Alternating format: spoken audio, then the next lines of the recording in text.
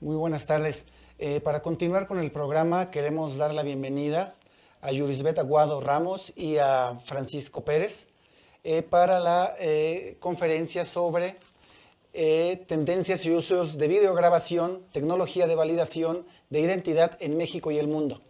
Quiero presentar a Yurisbet Aguado, quien cuenta con más de 20 años de experiencia en materia de comercio legal y logística. Es una líder impulsando siempre la mejora y la preparación constante en sus equipos de trabajo. Yurisbet ha participado en múltiples proyectos con los bancos y entidades financieras más grandes en México, con enfoque en el uso de plataformas tecnológicas de avanzada para validación de información, cumplimiento Está aquí. regulatorio y contratación no presencial. Ella es licenciada en Comercio Internacional y Legislación Aduanera por el Tecnológico de Monterrey y cuenta con diplomados en Educación Financiera y en Dirección Estratégica de Ventas. Por su parte, Federico Pérez cuenta con 12 años de experiencia en marketing B2B para empresas de tecnología de la información, promoviendo productos y servicios en industrias de integración de tecnologías y desarrollo de software, cubriendo México, Estados Unidos y diferentes países de América Latina, teniendo la oportunidad de participar en diferentes proyectos para la industria financiera, gobierno, telecomunicaciones, retail, entre otros. Su experiencia se ha enfocado en la implementación de tecnologías para la interacción no presencial, cumplimiento regulatorio, inteligencia artificial, biometría, entre otros aspectos. Federico es licenciado en Comunicación por la Universidad Iberoamericana y cuenta con una maestría en Marketing, Comunicación y Relaciones Públicas por la Universidad de Anáhuac. Yurisbet y Federico, me da mucho gusto recibirlos en este 7º seminario virtual de medios de pago. Les cedo la palabra para que nos lleven sobre su ponencia. Muchísimas gracias. Muchas gracias. Muy buenas tardes y saludos a todos.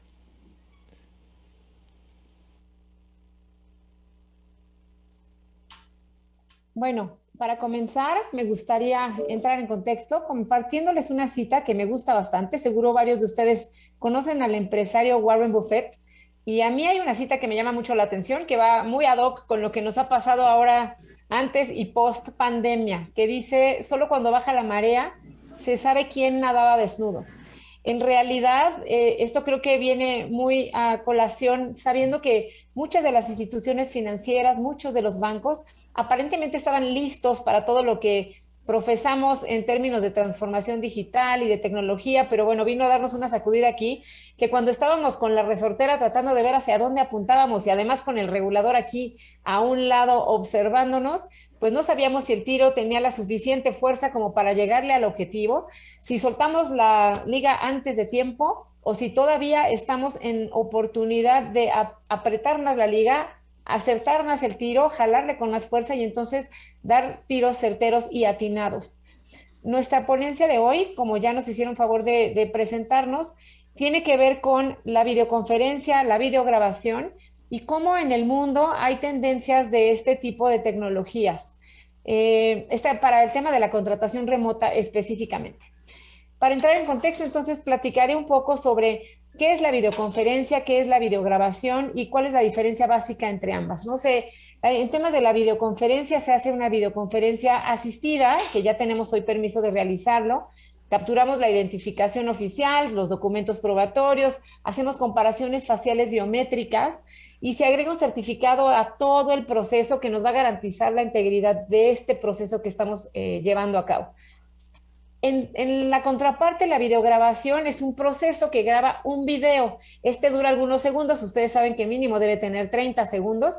Después un ejecutivo valida las pruebas de registro, que también hoy lo hacemos ya con tecnología para garantizar que los documentos que nos está presentando son los mismos con lo que inició el proceso. Se captura la identificación o las identificaciones oficiales y todos los documentos probatorios que nos esté pidiendo el producto al que estamos haciendo alusión. Hacemos comparaciones biométricas faciales que además suceden en tiempo real y se agrega un certificado también a todo el proceso. Para entender un poquito cómo hemos evolucionado y hemos transitado a lo largo de la historia en México en este tema de la videoconferencia, la grabación y lo que los reguladores nos han previsto, tenemos aquí un poco del mapa contextual en el mundo, ¿no? En Alemania, que fueron los pioneros y nosotros vamos en algunos casos un poco retrasados en función de lo que ellos ya tienen implementado, se creó en el 2014 la primera normativa que permitió realizar identificación remota por medio de una entrevista a través de una videoconferencia. Esta normativa ya la adoptaron el resto de los países en Europa, en América y muy veloz en Asia.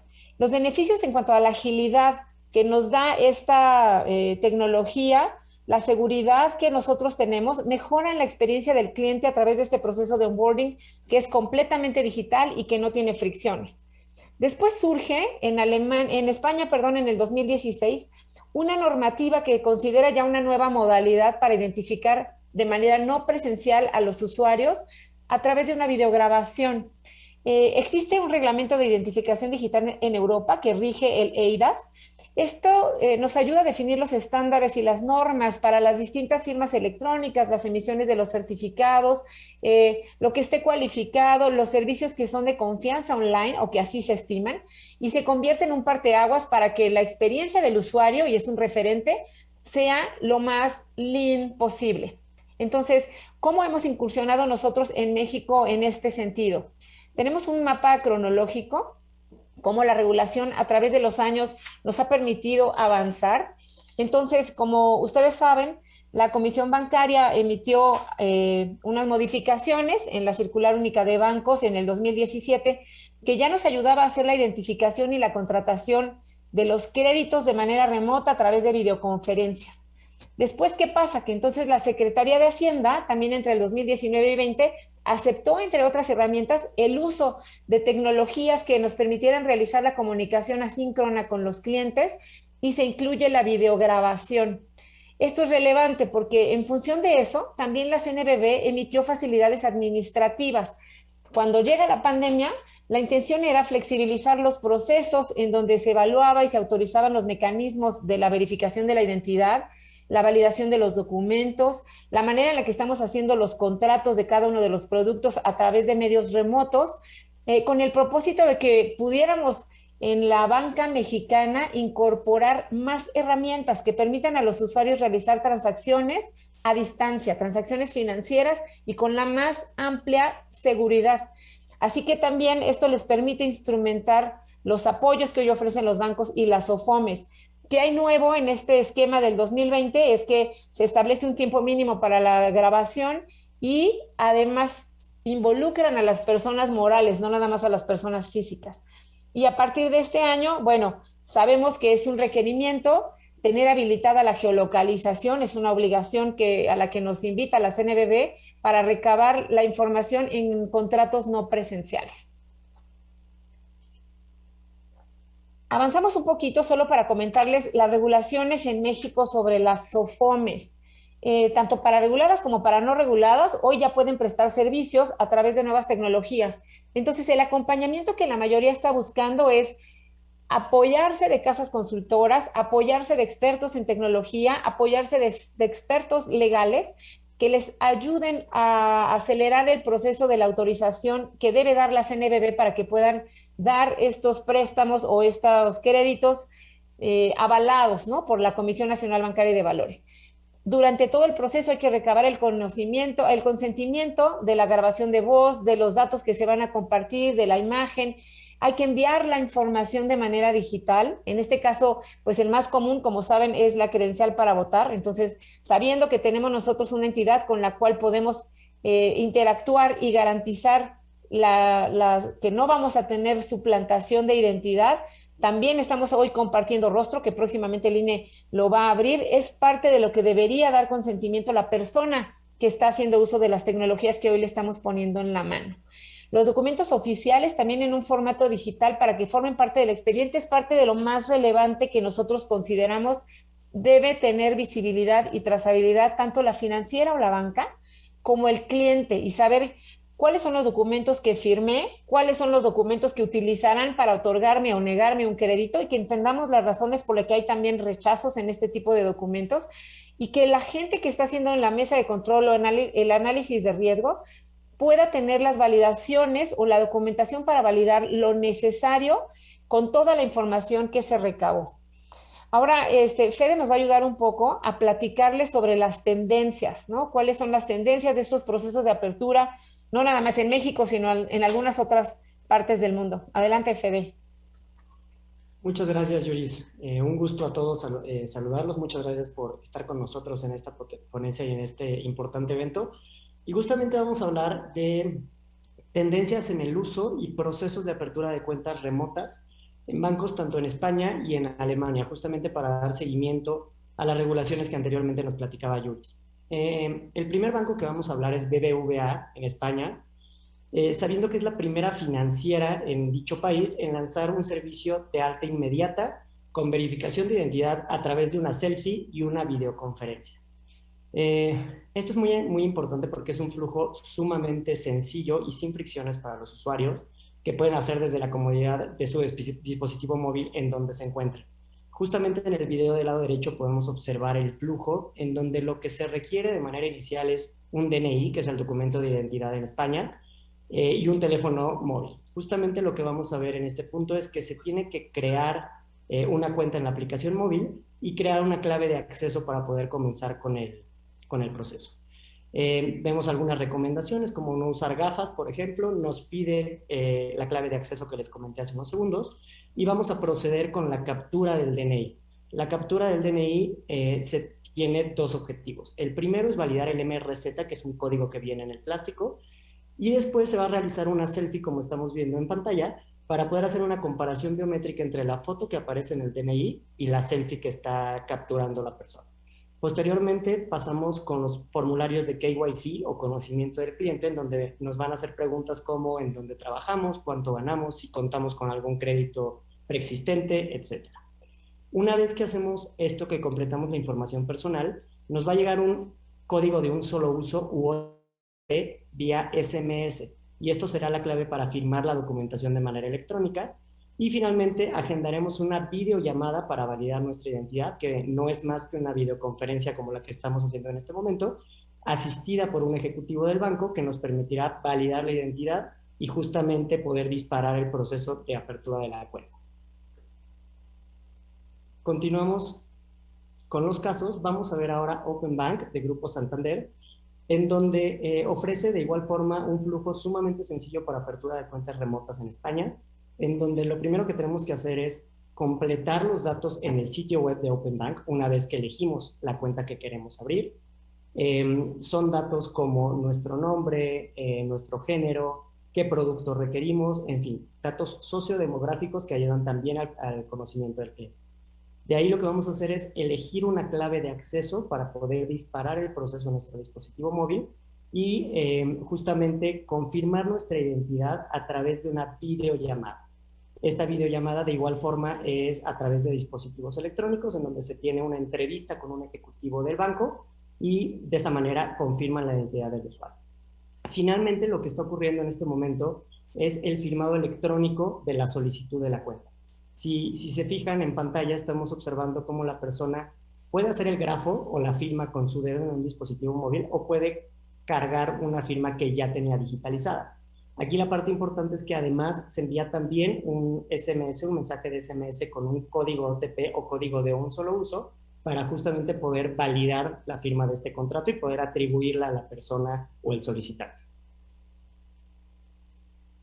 Continuamos con el siguiente caso, que es Selfbank.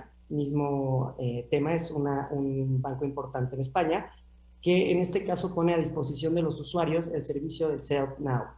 Para ello hay que acceder al sitio web del banco, elegir el proceso de SelfNow para abrir una cuenta de manera 100% digital y con un flujo muy sencillo y sin fricciones. Aprovechando la omnicanalidad o multiplataforma que tiene este banco, el proceso se puede hacer a través de web o en dispositivos móviles. Lo que vamos a hacer es justamente meter el nombre, el móvil y el correo electrónico del solicitante para poder iniciar con el proceso. El segundo paso es activar la cámara web o del dispositivo móvil y justamente lo que vamos a hacer aquí es mostrar el DNI o documento de identidad por ambos lados, a través de lo cual se va a validar con el código MRZ y mostrar nuestro rostro para hacer la comparación facial entre la foto del DNI y la foto del rostro. De ahí el usuario recibe un usuario y una contraseña, valga la redundancia, vía correo electrónico, ingresa nuevamente a la plataforma o a la app móvil y firma electrónicamente el contrato a través de un código que le llega por SMS, un código de un solo uso u OTP. Esto es muy importante porque si se fijan tenemos tres conceptos que se repiten o se han repetido en los últimos tres casos, que es la parte de la videollamada, evidentemente, de la captura de documentos de identidad y validación biométrica a través de una selfie, que esta selfie en muchos casos también tiene el objetivo de realizar una prueba de vida, y finalmente el firmado electrónico a través o integrado con códigos de un solo uso enviados por SMS. Continuamos con casos, ahora vamos a hablar un poco de la banca alemana. Como sabemos, en Alemania la parte de la inclusión financiera o la bancarización es algo sumamente importante. Los alemanes requieren contar con una cuenta bancaria para realizar diversos procesos, tanto financieros como sociales y gubernamentales, por lo cual en Alemania los bancos han optado por ofrecer a los clientes experiencias sumamente intuitivas y sencillas, que van incluso a un punto más sencillo que lo que vimos anteriormente en España. El primer caso es Revolut. Básicamente, el flujo consiste en descargar la aplicación móvil, introducir el teléfono del usuario, crear un password y registrar los datos que el banco solicita, mismos datos que son para conocimiento del cliente, como lo vimos anteriormente. Se ingresa la dirección de facturación del usuario y de envío de la tarjeta. Deben de tomar una foto del pasaporte, del DNI y del carnet de conducir, o del carnet de conducir, perdón. Como podemos ver en este punto, nuestro panorama de documentos de identidad en estos bancos alemanes es un poco más abierto. Esto evidentemente dependerá de las posibilidades que tengamos de validar dicho documento, ya sea a través del mismo plástico, con chips o con servicios de reguladores o de instituciones como el INE y RENAPO que presten de manera abierta. Finalmente elegimos el PIN de la tarjeta que nos van a enviar y listo. Una vez que se valide el proceso por parte del banco, la tarjeta se recibe a los pocos días.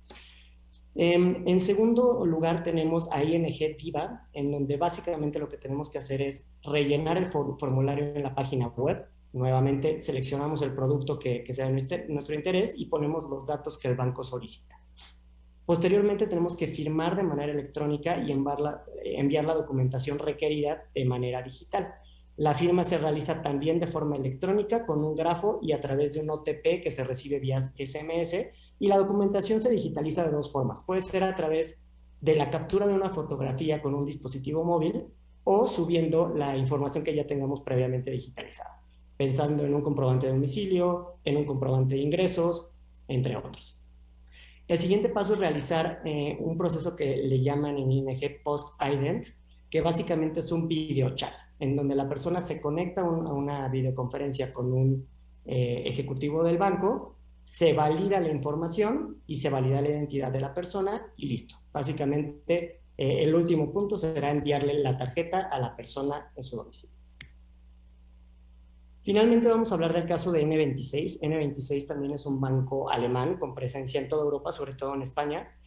Tiene un flujo muy interesante, muy sencillo. En este caso requerimos primero del DNI o pasaporte. Lo primero que se va a hacer es abrir una cuenta añadiendo un correo electrónico y además el país de residencia. Esto es importante porque, como les menciono, tienen mucha presencia en España y de esta forma tienen una manera de ir prevalidando la ubicación geográfica del cliente, ¿no? Observamos aquí tiene que tomar una captura del DNI por ambos lados, mismo caso para validar a través del código MRZ. Se hace una captura o una selfie del rostro de la persona para hacer la comparación facial y finalmente se recibe nuevamente un OTP a través de mensaje de texto para que podamos validar el proceso y abrir la cuenta. Si se dan cuenta, en estos casos observamos que el uso de la tecnología en países como Alemania y España es muy, muy importante. Van muy adelantados, los bancos están optando por ofrecer experiencias sin fricciones y muy, muy, muy sencillas e intuitivas para los usuarios, pero es muy importante también considerar que la implementación de estas tecnologías se ve muy padre y sí, son muy eficientes. Sin embargo, hay cuestiones que tenemos que considerar en países como México o países de la región latinoamericana, en donde sabemos perfectamente que hay un riesgo latente de fraude por robo de identidad, para mencionar algunos de los tipos de fraudes. Y justamente la importancia aquí de integrar esta tecnología, pero hacerlo con otras tecnologías que nos permitan hacer validaciones de identidad multifactoriales que incrementen evidentemente o mitiguen el riesgo de fraude, incrementen la seguridad, tanto para los usuarios y la protección de su patrimonio, como de los bancos. Justamente vamos a pasar con algunas cifras de robo de identidad con Jurisbet. Gracias, Fede. Bueno, algunas de las cifras relevantes y la verdad en algunos casos alarmantes cuando hablamos ya de millones. Estados Unidos el año pasado denunció 2.18 millones de fraudes cibernéticos en temas bancarios. Solo para que tengan una idea también, una persona tarda en una media de 5.4 meses en darse cuenta que está siendo víctima del robo de identidad. En algunos casos los montos son altos, en algunos no tanto, pero cuando ya van acumulando, ustedes van a ver adelante las cifras. España es el país de la Unión Europea con más víctimas de robo de identidad, aun cuando están muy avanzados en temas biométricos. Lo que se registra, según las cifras de la Oficina Europea de Estadística, es que son los que van pioneros en temas de suplantación. El 7% de los internautas españoles ha sido víctima de un delito en los últimos 12 meses, o sea, el año completo, en comparación con una media comunitaria que te habla del 4%. Y algo relevante en Estados Unidos es que las pérdidas por fraude son de mayor volumen en cuanto a montos de lo que el fraude representa en personas de edades de 70 a 79 años. Lo que ven aquí de $635 por persona es lo que tradicionalmente les roban, ¿no? Por alguna de las transacciones emitidas con robo de identidad. Sin embargo, es menos la ocupación en personas de 19 años o hacia abajo, incluso de 20 hacia abajo, ¿no? Podríamos poner ahí como lo que más representa el menor volumen. Y esto es también, si ustedes saben, y la mayoría de la gente que es millennial, antes de dar toda su información, porque sí la dan y están mucho más habituados a hacerlo, buscan referencias. Y ahí aparecen muchos datos de me suplantó la identidad, no es amigable, es muy fácil de usar. Entonces, el sí o no también tiene que ver con la ocupación de este tipo de tecnología que también implica interacción con red social. Lo vamos a ver un poco más adelante en otra gráfica. En datos generales, específicamente de México, que nos aporta el Banco Mundial, habla de que en octavo lugar, México es pues imagínense, dentro de los primeros 8 en el Foro Económico estamos en los principales. Ese no es como la estadística que más nos enorgullece.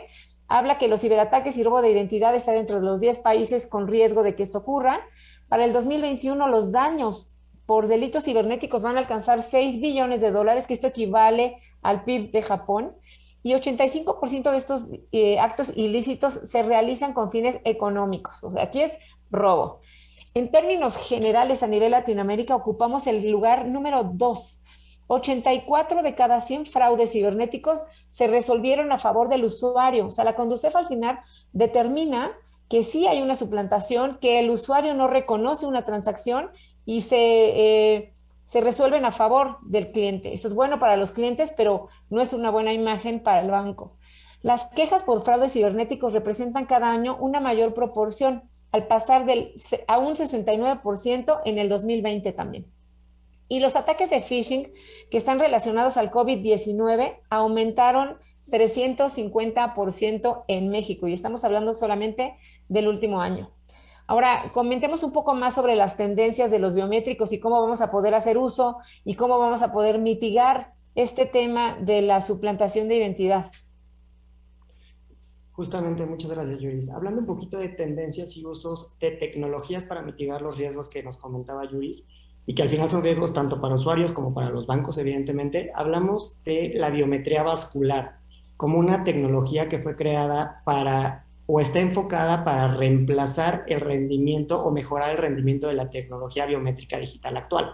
Nosotros tenemos casos con algunos clientes que tienen créditos agrarios, por ejemplo, en donde la captura o la detección de las minucias de las huellas es sumamente complejo porque, como saben, son personas que trabajan en el campo con sus manos, las tienen desgastadas, entonces es algo que dificulta la implementación de esta biometría.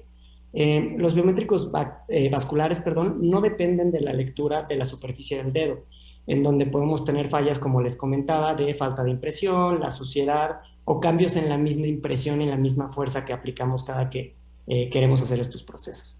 Entonces, esta tecnología vascular puede implementarse sin necesidad del contacto físico de la persona, lo cual tiene un gran número de beneficios, sobre todo pensando en la nueva normalidad a la que nos enfrentamos debido a a la pandemia. Continuamos con temas de tendencias y usos. Justamente como les comentaba, en países como México es muy importante contar con diferentes opciones tecnológicas que nos permitan hacer este cruce de validaciones y, como les comentaba, hacer una validación de identidad multifactor que nos permita colocar productos remotos de manera no solo eficiente, sino segura y con total cumplimiento regulatorio. Dentro de estas tendencias tenemos también el tema de que la biometría de voz tomará mayor protagonismo en los siguientes años. Hay mucha presencia en bancos a nivel global de esta biometría y se utiliza para realizar transferencias, autorizar operaciones, acceder sin contraseñas, por ejemplo, a su app móvil o a su banca móvil. Sin embargo, la biometría de voz sigue siendo o es una de las biometrías más vulneradas en los últimos años y en la actualidad. De tal forma que sí puede ser, insisto, una tecnología a integrar más, sin embargo, como un método de identificación único, me parece un tanto vulnerable. También tenemos el auge de los deepfakes, todos los conocemos con estas nuevas aplicaciones que están saliendo en redes sociales. En Facebook yo creo que todos hemos visto cómo tomas una foto o subes fotos preexistentes que tengas en la red social y a través de eso ponen tu rostro y la montan en un clip de video, por ejemplo, de tu película favorita. Entonces, imagínense si pueden hacer esto, ¿qué no pueden hacer para simular una videoconferencia, por mencionar algo? Entonces, justamente, esta tecnología permite difundir discursos o declaraciones con una apariencia real.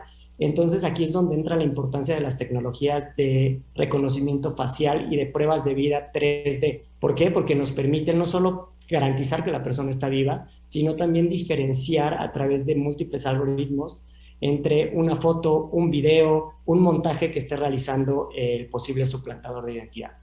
Y también tenemos nuevas medidas y tecnologías de protección, como puede ser Machine Learning combinado con biometría. Justamente no dejarle todo el peso a la biometría, sino implementar otro tipo de algoritmos que nos permitan hacer validaciones cruzadas. La autenticación no solo personal, sino de la documentación de la persona, no solo biometría nuevamente, sino enfocarnos en la validación de los documentos, como puede ser en el caso de México de la credencial de lector, pero también pueden ser otros documentos como el pasaporte, como la licencia de conducir, como la cédula profesional, los comprobantes, entre muchos otros. Y al final de cuentas todo eso nos facilita las gestiones administrativas, primero en la colocación de productos con seguridad, como les había comentado, pero también en el tracking que hacemos después de, es decir, como comentaba Yurisbet hace unos minutos, ¿qué pasa después de que recabamos y colocamos un producto de manera remota? Es crear estos expedientes y estas validaciones que puedan ser fácilmente traqueados y consultados de manera posterior. Un poco de datos estadísticos de lo que está ocurriendo en materia de tendencias a nivel global es que en España, por ejemplo, ya encontramos 8 bancos que permiten abrir una cuenta a través de una videoconferencia, dentro de los ejemplos que mostramos hace unos minutos. Para 2023, los móviles autenticarán pagos en línea y offline por alrededor de $1 billón. Aquí estamos viendo la importancia que van a tener las transacciones a través de dispositivos móviles. Otro dato es que el 67% de los consumidores están dispuestos a utilizar autenticación biométrica, esto según datos de IBM, lo cual nos parece sumamente interesante como sector financiero, la parte de comunicar las ventajas y la protección al usuario que ofrece la biometría o la autenticación biométrica, justamente para crear este ecosistema de confianza con usuarios e instituciones financieras. También se ha comprobado que los algoritmos de reconocimiento facial, sobre todo, son capaces de mantener la capacidad de extracción cuando se usan mascarillas, esto según datos del NIST, lo cual también para la nueva normalidad es algo sumamente relevante. Y finalmente el 42% o el 42.6% de los estadounidenses aprueba el reconocimiento facial por parte del gobierno, sobre todo en lugares como los aeropuertos. Y esto es para mejorar la seguridad frente a un 32% que desaprueba. Entonces, justamente hablamos nuevamente de la importancia de la comunicación, la concientización para la confianza por parte de los usuarios del uso de la validación biométrica. Y continuando un poquito con los datos estadísticos, sepan que esta gráfica a mí me interesó bastante porque habla de la tecnología de autenticación biométrica y cuál es la que tiene mayor potencial de aceptación por parte de los usuarios para pagos, ¿no?, digitales en Europa. En el 2018, el 31% de los encuestados se inclina mucho por el tema de las huellas dactilares. y solo un 4% apostaba por otros sistemas que son como la palma de la mano, las venas, etcétera. Y específicamente Alemania, o sea, se muestra como algo tal vez bajo, pero en Alemania la mayoría se decanta por el reconocimiento de voz. Tiene que ver con que ellos tienen el menor ranking en suplantación de identidad. Entonces, ¿cómo van las gráficas? Huella dactilar en número uno, después el tema de reconocimiento facial, el escaneo de iris y de ojos, que en realidad a nivel usuario se considera sumamente invasivo, ese es como algo de lo menos aceptado entre los usuarios, reconocimiento de voz, aunque reconocemos la vulnerabilidad, el reconocimiento de las palmas y las venas, porque apenas está entrando en pruebas, y algunos otros, ¿no? En realidad la recomendación nuestra es hacer esta vinculación de al menos 2 biometrías, eso me parece muy relevante. Y tenemos algo más de datos estadísticos que me gustaría compartirles. Cuando hablamos del porcentaje de los adultos que no tienen un documento de identidad, que eso también es gente que necesita un crédito, pero luego no tiene con qué identificarse, en el quintil de ingresos más bajo es en donde más propensos están a no tener un documento de identidad. Y los países están en distintas etapas también para verificar cómo o cuánta regulación o cuántos requisitos de identificación están solicitando a los usuarios. Recientemente, solo para compartirles dos cosas, y una antes de que se me vaya por el tema de las tendencias. Hace ratito Federico les comentaba de la apertura de cuentas en el banco N26, ¿no? Específicamente ellos, además de ya tener la videollamada habilitada, cuando ustedes entran a la app y eligen el idioma en el que quieren hacer la apertura de la cuenta, si ustedes le ponen español, aunque esté en Alemania, les van a hacer la videollamada en el idioma original. Y eso es algo que nosotros también tendríamos que buscar para poder expandirnos y entonces abrirle la posibilidad a gente de otras partes de México la apertura de una cuenta en línea con esta facilidad. Y en el caso de Revolut, así como nosotros tenemos al INE, Revolut, que utiliza el Post-Ident, básicamente se trata de un servicio del Deutsche Post o la oficina postal en el caso de Alemania, que recibe los documentos firmados el cliente. Ahí sí tiene que hacer hoy todavía una intervención para ir a darse de alta en este servicio postal. Y el servicio postal, una vez que hizo esta autenticación, manda el resultado al banco. Entonces, también ya están interactuando de algún modo con la información para hacer las validaciones más sencillas y que posteriormente todas las transacciones que haga el usuario sean transparentes. Y recientemente, o bueno, a finales del año pasado, hubo un evento de la Asociación de Supervisores Bancarios de las Américas, que por ahí les vamos a compartir el documento para que lo lean con detenimiento, está bastante interesante. Y la participación de México se realizó a través de José Antonio Quesada. Él es el vicepresidente de Política Regulatoria de la Comisión Nacional Bancaria y de Valores, y hablaban sobre las expectativas de la regulación y la supervisión bancaria en las Américas. Puntualmente tocaron dos temas. Uno tiene que ver con como México forma parte del porcentaje de estos países que prevé cambios en la Ley General de los Bancos. Específicamente hablando de los cambios en la estructura organizacional, el maestro José Antonio decía que van a actualizar, o sea, en la CNBB, el reglamento interior, así como la operación de los procesos de supervisión a través de la implementación de tecnología. Y esto va a facilitar el acceso a todos los reportes y demás también de manera remota.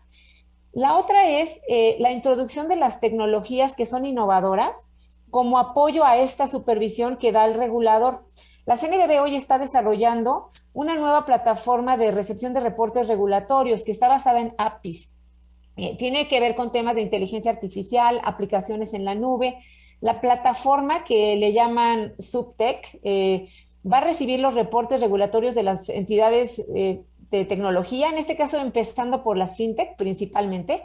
La arquitectura de la plataforma está basada en la recepción de reportes regulatorios por medio de APIs para después procesarlos en bases de datos que tienen que ver con una examinación de los modelos de analítica básica, que ya les estaba por ahí contando Federico, de machine learning, de tableros de control, modelos avanzados en donde vamos a poder interactuar y compartir datos. Eso me parece importante y se los vamos a hacer llegar de manera remota, valga la expresión. Adelante, Fede.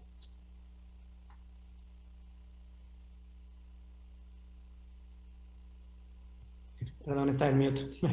Muchas gracias, Joisbeth. Justamente ahora vamos a mostrarles un flujo propuesto por nosotros, por Doc Solutions, justamente para la colocación de créditos o de cuentas bancarias de manera remota. Nos vamos a ir rápido por cuestiones de tiempo, pero justamente es con la idea de crear un ecosistema colaborativo tecnológico y regulatorio en México en beneficio de los usuarios y del gremio financiero en el país. Vamos a empezar con este flujo en donde del lado derecho, perdón, estamos viendo cómo un usuario puede hacer el registro o la solicitud de la cuenta a través de una plataforma web. En este caso nos dice que es una persona física, sin embargo también tenemos la opción de que sea una persona física con actividad empresarial o una persona moral, lo cual también es sumamente relevante y como nos comentaba Jorisbeth al inicio de la presentación, es algo que también en temas regulatorios ya se puede hacer de manera remota. Ponemos todos los datos necesarios, se crea una contraseña, aceptamos los avisos de privacidad y continuamos con el proceso. En este punto el usuario lo que hace es recibir un correo para poder hacer la validación de la cuenta que acaba de crear y una vez que valida esta cuenta va a poder comenzar con el flujo a través de la aplicación móvil que estamos viendo del lado izquierdo. El usuario ingresa su usuario y contraseña y lo que va a suceder en este momento es que va a recibir un código de un solo uso u OTP a través de SMS para poder disparar el proceso y validar la identidad de inicio, ¿no? Lo que vamos a hacer en este punto es aceptar los avisos de privacidad, términos y condiciones, autorizar el tratamiento de sus datos personales para el trámite de la apertura de la cuenta, hacer un manifiesto de que está actuando por cuenta propia y finalmente dar consentimiento de que vamos a recabar su geolocalización, su voz y su imagen.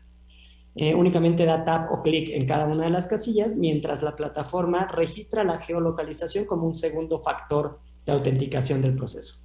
En este punto lo que podemos observar es que vamos a pasar con la selección del producto o el crédito de interés del usuario.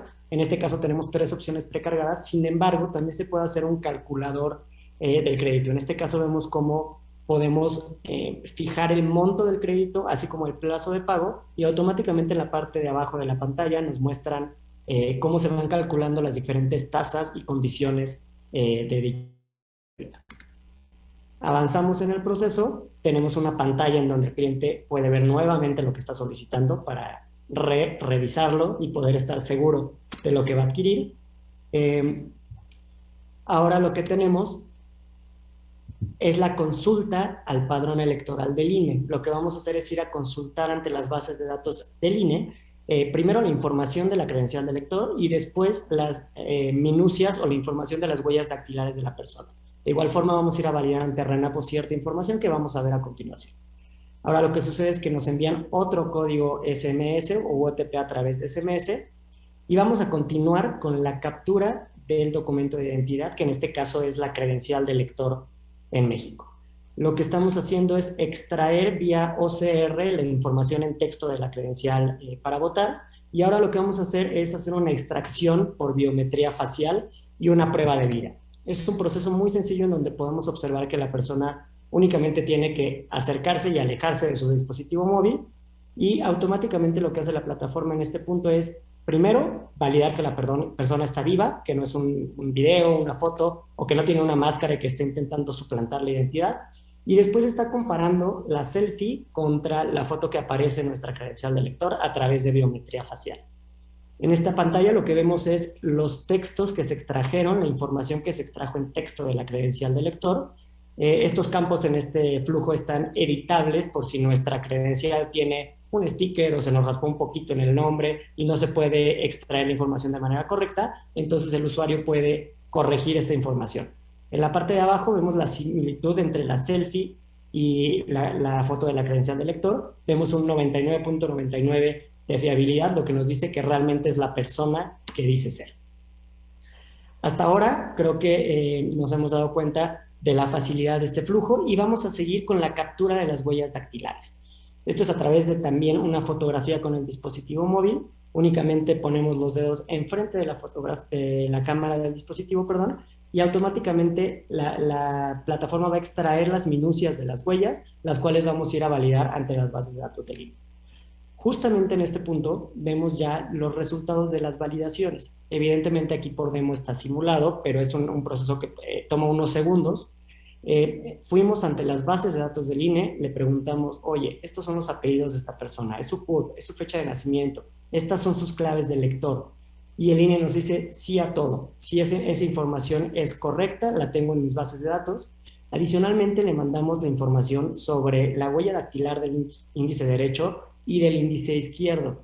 Y el INE nos contesta sí, también esa información la tengo almacenada en mi base de datos.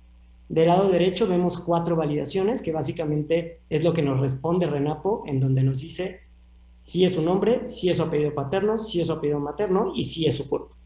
Entonces, aquí ya lo que nos dimos cuenta es que la persona está registrada ante el INE, es el verdadero dueño de la credencial que está presentando y además es quien dice ser. Entonces, aquí ya hay una validación multifactor que nos permite disparar el proceso de contratación. En este caso, por demo simulada, como les comentaban, es un proceso automático. Sin embargo, dependiendo de las reglas del negocio de cada financiera, este proceso podría ir a una mesa de control en donde un ejecutivo valide toda la información y dispare el proceso de contratación.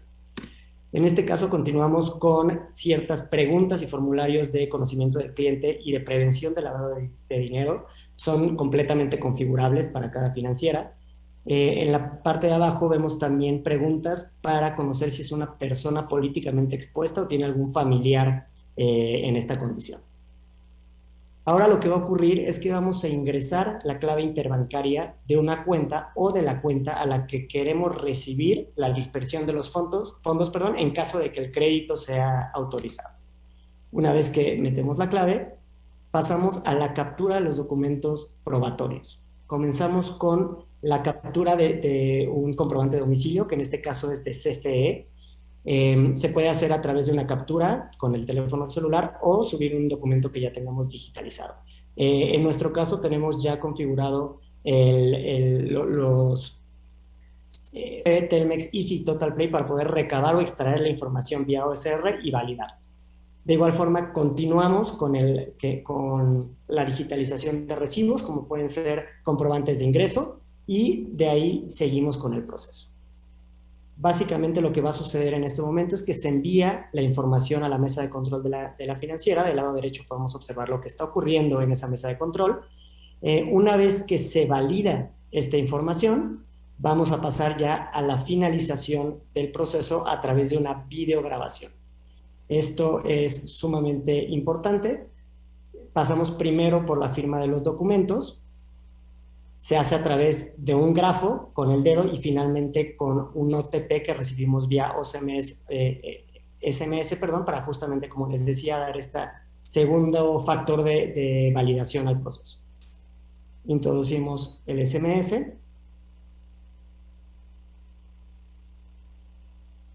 Y justamente vamos a empezar con la videograbación. Esta parte es sumamente importante. Observamos que la pantalla se divide en dos. Del lado izquierdo observamos cómo se van mostrando los diferentes documentos que recabamos durante el proceso.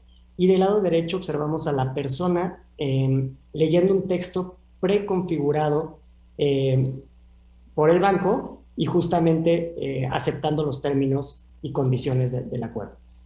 Recabamos la geolocalización y para terminar con este proceso, lo que ocurrió en esta parte es muy importante a nivel regulatorio. ¿Por qué? Porque lo primero que hicimos fue recabar el video para una posterior consulta, garantizando evidentemente la calidad tanto en la imagen como en la voz. Hicimos una comparación facial entre 3 frames o capturas de pantalla aleatorios cuando la persona estaba grabando el video, y eso lo comparamos contra la selfie y contra la credencial para votar. Y finalmente hicimos a través de Machine Learning una comparación entre lo que el banco quería que la persona dijera contra lo que la persona dijo vía una tecnología llamada Speech to Text. Entonces, básicamente este es el flujo. Continuamos con Jurisbet para poder cerrar con la presentación. Muchas gracias, Fede. Y bueno, para concluir, solamente les dejamos esta diapositiva. Si le quieren dar un screen, es la verdad como el acordeón que debería tener su proceso completo punta a punta. Y una nota más para concluir, les vamos a compartir el documento que les comenté hace un momento y los invitamos el próximo jueves porque vamos a tener una ponencia en donde específicamente este taller habla de cómo hacer el onboarding end-to-end sin fricciones, con total seguridad y con cumplimiento regulatorio. Ojalá esto que les compartimos hoy sea de interés. sea importante para ustedes y cualquier duda estamos a sus órdenes. Ahí están los datos de nuestro sitio. Muchas gracias, Fede, y a todos, excelente tarde. Muchísimas gracias. Perfecto. Perfecto, muchísimas gracias, Federico. Muchas gracias de Doc Solutions en este seminario virtual de medios de pago. Por el momento no tenemos preguntas para ustedes, creo que han sido bastante claros en su exposición. Simplemente reiterar nuestro agradecimiento y alguna que por aquí llegue las estaremos planteando en el taller que tenemos en los próximos días con ustedes. Muchísimas gracias, Gracias, Rafa y Rafa. Federico. Hasta luego. Perfecto. Para continuar con el programa, tenemos el gusto de contar con la presencia de Irina